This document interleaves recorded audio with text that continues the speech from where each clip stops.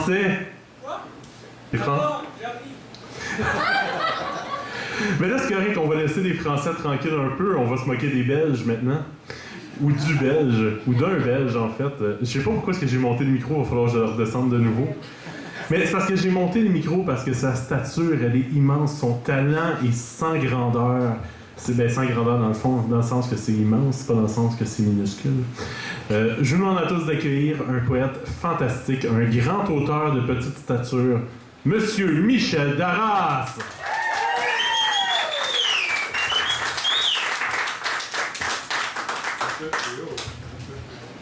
Dans mon cœur maintenant, quand je pense à Michel Darras, je dis, comme on dit quand il y a une particule pour noter la noblesse, le de. Moi, je dis le Darras. Avec un petit L ou un grand L? Comme vous voulez. Un grand. OK, des grandes ailes. Oui. Ça permet de s'envoler. Bon. J'ai un problème toujours de savoir, j'ai des lunettes pour voir de loin, j'en ai plus pour voir de près, alors je dois choisir si c'est vous que je regarde ou mon texte. On va y aller avec le texte. Bonne idée. Le premier poème s'appelle Fascination. Elle s'est approchée, les cheveux au vent, libre et débranchée de tous ses amants. Le temps a perdu son temps un instant, doux et précieux moment, entre complices et perdus. Moment fugace et rare, souvent beau et irréel dans l'épais brouillard. D'une vie sans elle, est-ce de l'imagination ou de la fascination?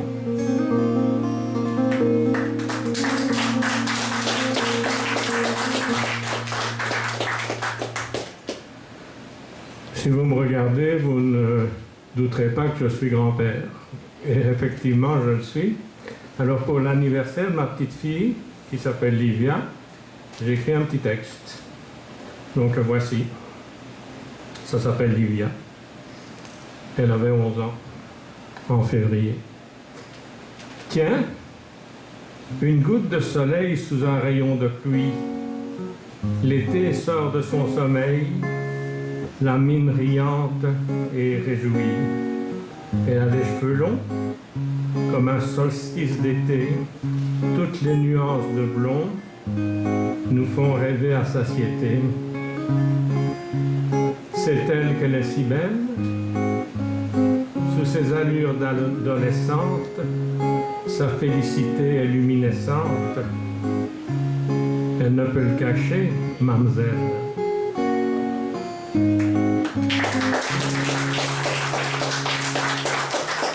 Merci, merci.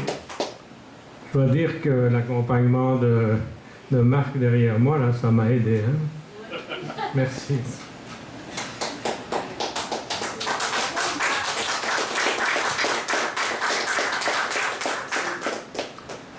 Un autre petit poème, un petit peu plus long celui-là, qui s'appelle Sensation. On est bien dans ce village perdu dans la campagne, lointaine de toute plage et du bruit qui l'accompagne. Les avoines florissantes, telles des ondes d'or, avec leurs plaintes musantes, protègent la plaine qui s'endort. Une bergeronnette s'inquiète de sa nichée nouvelle, prête à une aérienne fête dans la campagne si belle. Au loin, dans la montagne, qui nous inquiète, l'aigle royal regagne ses ombres et brunes violettes. L'enclos de la ferme nourrit la vache laitière qui en elle renferme le babeur de la famille entière. Près du nid d'un chouette oiseau, avec sa belle endimanchée, un jeune et candide damoiseau, fantasme de nichon et de niché.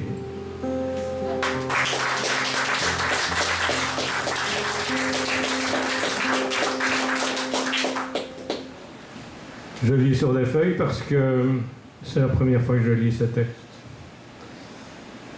Lassitude.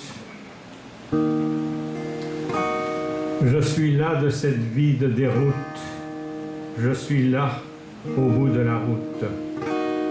Je crois qu'elle va monter vers le ciel de plaine dans les nuages aérés de leur blanche laine. Et si elle redescendait vers les abîmes profondes, dans les vallées immondes de leurs noirs méfaits. Et me voilà en peur, immédiate de transe, à quand le bonheur de la première espérance? Mais tu es parti, me laissant sur cette route, et tu t'es assombri, m'abandonnant dans le doute. Merci.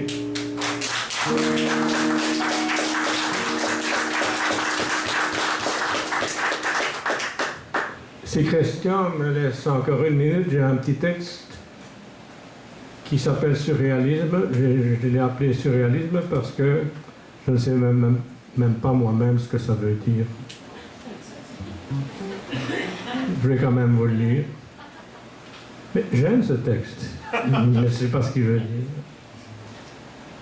Une foule bigarrée sur le parvis de l'église, des majorettes égarées tambourinent un rythme oublié depuis longtemps, dans la ville comme dans les champs. Mais que se passe-t-il? Survient un frissonnement de vertige et dire qu'à ce moment-là, Esmeralda me cria « Je t'aime ».